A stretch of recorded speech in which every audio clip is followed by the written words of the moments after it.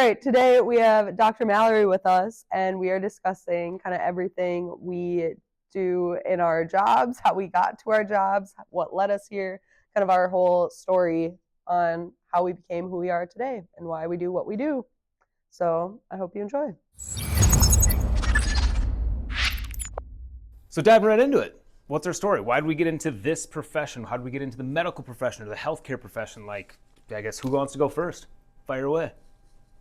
Whoa. Hit it. I'll start. I just knew I wanted to work in healthcare in some way. I thought I wanted to be an MD, and then after shadowing a few, just didn't seem like there was enough hands-on care. So then I was looking at different options and finally shadowed a sports chiro, and that kind of seemed to fit the realm of what I was looking for.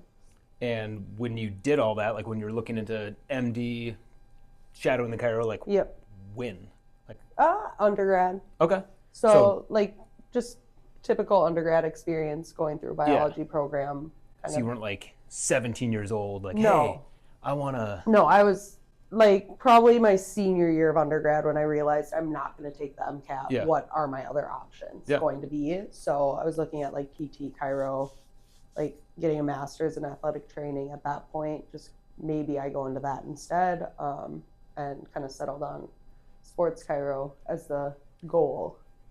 And no like upbringing of, because I think the classic story is like, oh, you know, I was a high school athlete, I went to a chiropractor for low back pain or knee pain or whatever it was, and I thought that was interesting. Like, I mean, any history of that? I had a chiro growing up, but I don't practice like that. Yeah. And I wasn't inspired by that. Yeah. And that wasn't something I ever wanted to do based off how he ran his practice. Right. So it was never like, oh, I want to be just like him, or I want to do exactly that. It was like, I absolutely don't want to do that. Yeah. And that turned me away from chiro for a while until I shadowed those sports docs in the Human Performance Center at Northwestern. Which I think is going to be a common theme. Mm-hmm. Mal? I always wanted to be an athletic trainer. Okay. That was my initial path. So I started that in undergrad, and it just wasn't exactly what I wanted it to be. And talking to more athletic trainers that were already working in the field, like the hours are not the best. Mm-hmm. And I wanted something more than that, because that was very acute. Yeah. And it was like, here's this injury, let's get you back on the field as soon as possible. And then that was it. Or depending on how low or high up on the totem pole you are, like, let's tape it up and get you back on the field, like but Band-Aid. not do any rehab, or that's a different person's job, and like just being disconnected from the whole perspective of things. So I wanted to get more into like looking at the individual as a whole, figuring out the root of the problem, and then also working on like performance goals. Yeah. And so then I not really shadowed. I took my sister to a chiropractic appointment because she was having lower back pain with volleyball specifically. And I just really liked this guy's approach. Again, similar to you, like I actually didn't like how he practiced, like looking back at it now, and I interned under him and it wasn't how I wanted to practice, but he took her individually and he had a volleyball background and was like, let's figure out what move specifically is actually bothering you, and it was her serving, and he completely changed her serving form. And I was like, that's cool. That's what I want to do. Which is kind of hard to like, and I struggle with this sidetrack. Like, if I'm working with somebody who's a golfer or a pitcher or something, like I know enough to be dangerous about golf swing mechanics, pitching mechanics, but like, am I the person to change that for them? So it's like hard to almost step on the coach's toes of like, this is better for you from what I see. But like changing up her serving stuff, obviously it worked. So for me, I knew that I wanted to get into the healthcare field of some sort. Through undergrad was the typical pre-med chemistry, biology majors, was shadowing. It's kind of like you, like wanted to get in. I went to school and like on my yearbook of sorts, it says like orthopedic medicine. Like I wanted to be an ER orthopedic surgeon so bad. And then was shadowing a guy at the hospital at the time, or mentoring, I guess, whatever that would be, looking at what he was doing at his life timeline. And I'm like, that doesn't sound fun, right? Like, this is Duluth. It wasn't a major city. He's probably 34, 35, 36 years old at that time. Just got married a little bit ago, just looking at having their first kid, like still the low man on the totem pole, working overnights, because that's what I was working. Like, that's not where I want to be. And then combine that with a nice little head trauma, left-handed tremor. I don't think they let you use scalpels with the left-handed tremor, so didn't sit from MCAT. And at that point was like, all right, as a kid, I always had lawn mowing side hustle and like hard work. I kind of knew I always wanted to run my own business. So, which I think we all kind of have that common theme of like wanting to do whatever's warranted and having that full oversight and having that autonomy over whatever we want to do. For sure. And that's where it was either PT or chiropractic as well. And I'm like, from just Google alone, like you can Google like PT near me, and it's 1,000 like franchise-ish clinics. I like right? cookie cutter clinics. Yeah. If you Google chiropractor near me, there's the shady ones in somebody's basement, and there's one in every strip mall. Like, it's just seemed a lot easier to open your own clinic from there. So what kind of led you into practicing the way that you practice now? Because it is a little more non-traditional.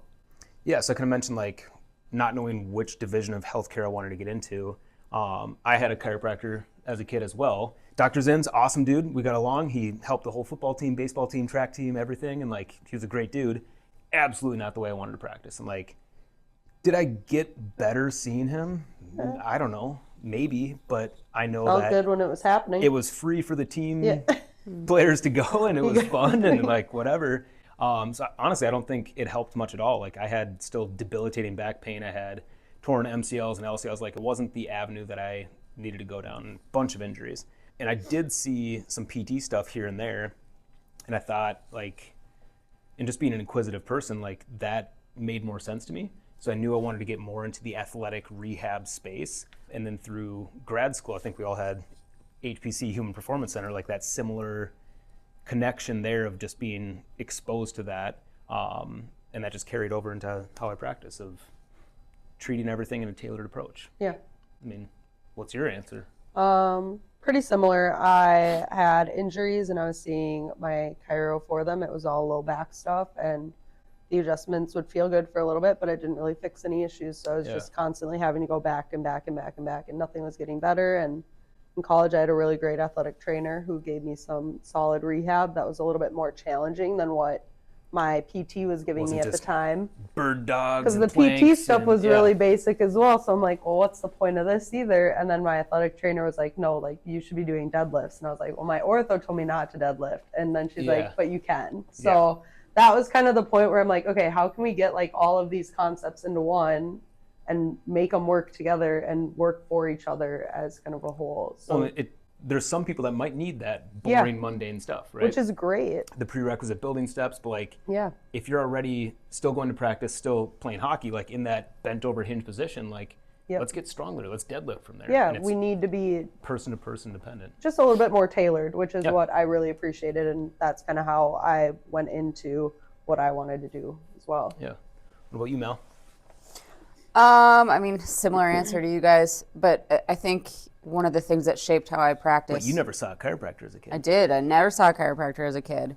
Yeah, that first exposure was my sister, and that was in undergrad, and then I was never adjusted until school. That's crazy. Which is wild. But the things that shaped how I practice now, though, are seeing how sports medicine doctors from different countries, because we did that Italy trip where we went and worked with amateur sports in Legnano, Italy, and seeing how they practice and how they approached each athlete individually and sport specifically. Yeah.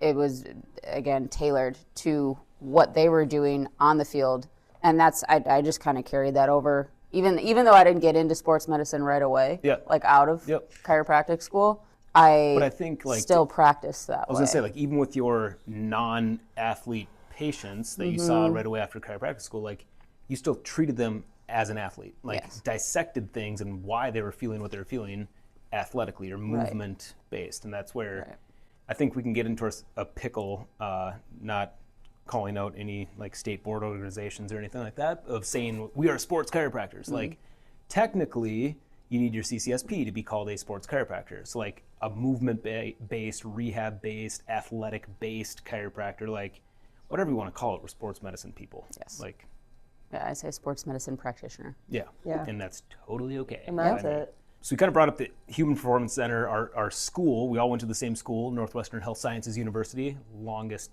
name of a school ever. It's quite long. Overall experience, like what was the highlights? What was the lowlights? What would you think is missing, or like how did that feed into your story?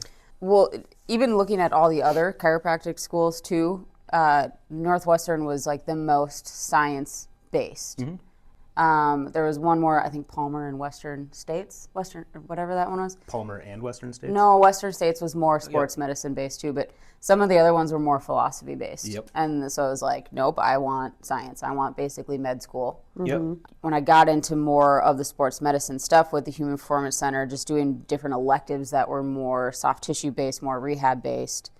And then me and you went to Italy. Yeah. And we got to experience doctors from Everywhere. so many different countries. Yeah. Like Olympic providers, national team providers at the CSIT World Sport Games. It's like the amateur, just kind of give a background on that. It's the amateur version of the amateur version equivalent of the Olympics. Yeah. Plus some weird sports like Really weird sports. ring balancing and Sand wrestling. Sand wrestling. It's kind of like what's the Japanese wrestling sport? Sumo wrestling. It was kind of like that. It was honestly the same thing. It was, But yeah. they wore clothes, not the little diapers. What about you? I had a unique experience because I was a COVID kid. Yeah. So after my first trimester, in the middle of my second trimester, we shut down. That is the Went online. worst time ever to have e-learning. Yeah. So I was online for almost all of it. We went in person towards the end of once like fall hit. So like my whole summer trimester was online, and then fall hit and we were back like a little bit in person, but a lot still online. Those are the hardest trimesters to take. And So Yeah. I it was would not, very wacky.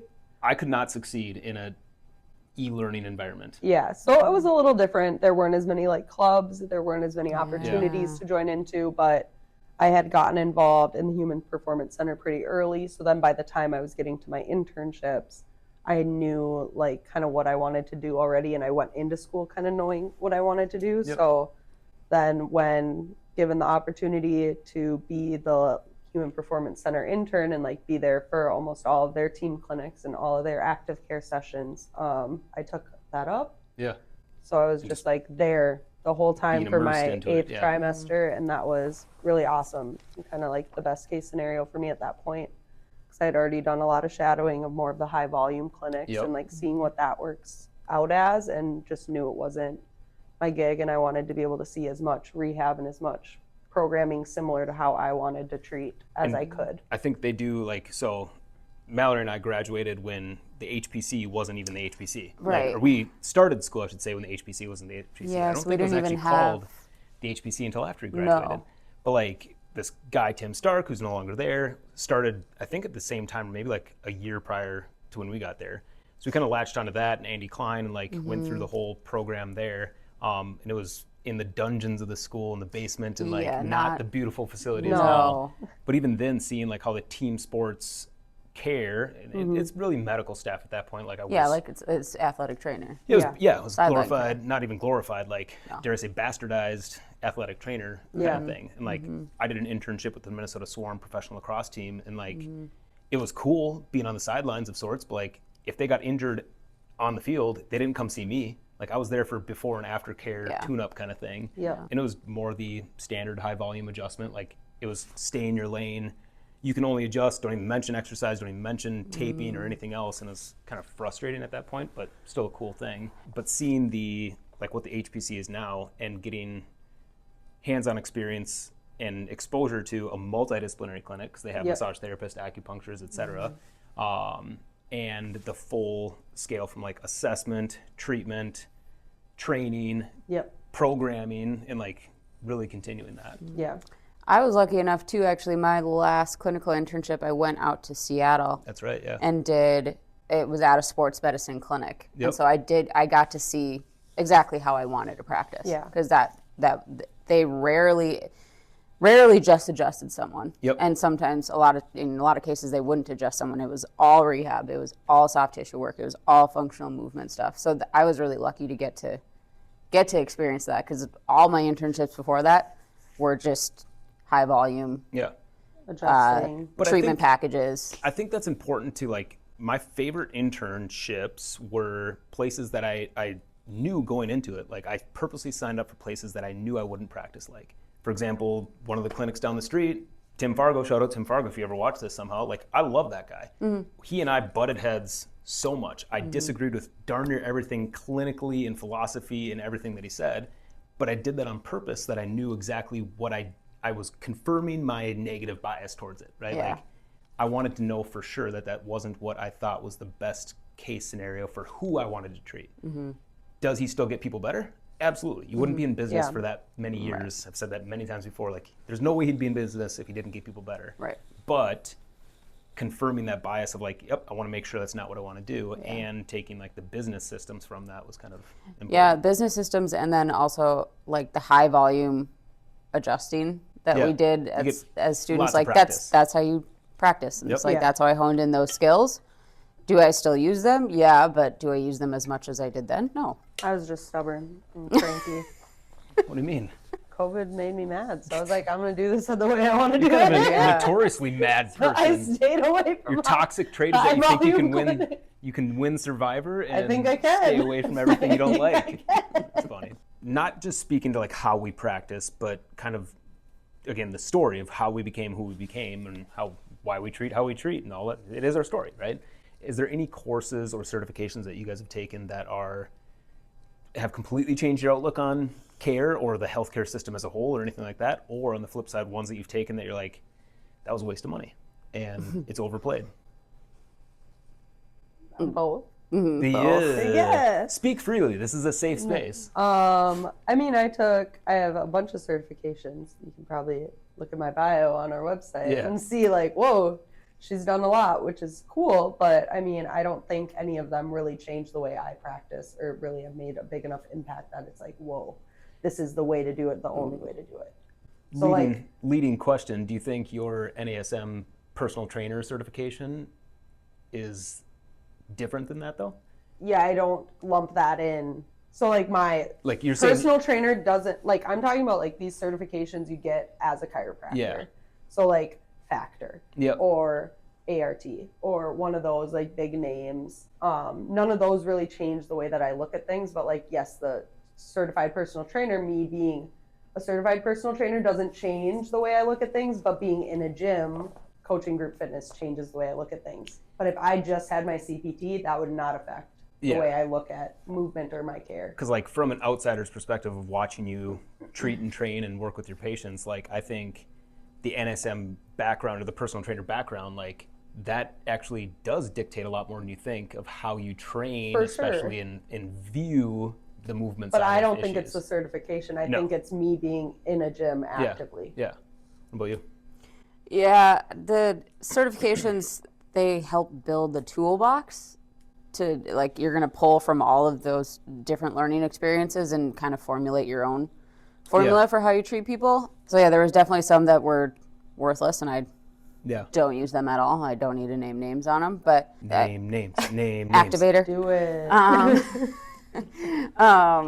But then Back to the activator thing, like I think it is important for us, kind of like I said with the internships, like understanding what it does, because I took the same thing and I was like, I'm never going to use this, but I at least want to know, because like last week I had a patient that was like, oh yeah, I saw this other chiropractor, and just the way that she was phrasing, I'm like, was it an activator? activator. I was like, for what you have going on, like a grade 2-3 strain kind of situation, That's activator's probably not, it might help. I have no idea. I'm not that far into the weeds of that. But like, it wasn't the immediate biggest elephant in the room for her. Yeah. So that's where I stepped in. So yeah. some certifications that did actually influence how I practiced out. Even in undergrad, I got my CSCS, so Certified Strength and Conditioning Specialist. That just gave me such a base for how to program things, obviously different types of lifts and how to teach them. Yep. So that was kind of one of the initial things that really kind of got me into wanting to get into the rehab end of things. And then all the different soft tissue certifications, like I don't live and die by each of them, but I pull them into every single Yeah. patient somehow. Well, even picking two, like Graston and ART, like you I can use those combine all those the two time. ideas whether you're using your hands or whether you're using cups or whether you're using a tool, like how do we pin and stretch this or not pin and stretch it? And how do we get this ischemic compression to do what we want it to do, but not do what we don't want it to do? And like bastardizing all these concepts, I think is the best way. And that comes through experience and openness of that. And that kind of goes into my answer. I think not a course that I took through school or anything like that, but I was coaching from age 19 until after grad school. I was coaching high-level snowboarding athletes. So I think like a coaching background really helped me view and expect things. Because like if we're coaching somebody, we want them to get continually better, right? Healthcare should get people continually better. And then after school, lucked into the hands working down in Colorado and bumped elbows with the Rock Tape crew. And I think that really changed the outlook on like how it's okay to practice different. Not necessarily like they have great concepts. Like their big thing is concepts versus protocols, which is speaking right to my ADHD brain. Like, oh, you don't have to know this exactly. Like you can just play around with it and try things out and it's okay to be wrong. Thank you. Like I need that allowance. But more so like it's okay to not practice and work with people in the standard chiropractic avenue. Like you can be whatever you want to be. And I think that's something, whether it's an ATC or a massage therapist or an acupuncturist or a personal coach, like expanding your scope of practice within legal reasons, like doing whatever you can do legally to help somebody, do it. Like I think that's huge. And not that I'm a psychologist by any means, but there's a lot of times where we have to employ some psychology tricks with patients, and that sometimes gets them better, or at least opens that understanding a little bit more. So there you have it. That's our stories. This is how we became who we became and what we do. Thanks for watching, as always. If you guys have any topics or things you want us to hear us, things you want to hear us ramble about, clearly I'm rambling, throw it in the comments below, shoot us a message, shoot us an email or a pigeon for all I care. But thanks. Nice. Bye.